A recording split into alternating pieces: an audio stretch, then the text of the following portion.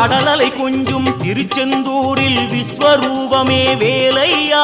பழமுதி சோலை அறுபடை வீடும் புண்ணிய தரிசனம் முருகையா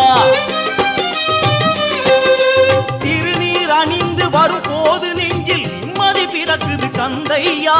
முகனே சிவனார் மகனே உன்னை பாட பாட சுகமாகுதையா வேல் முருகா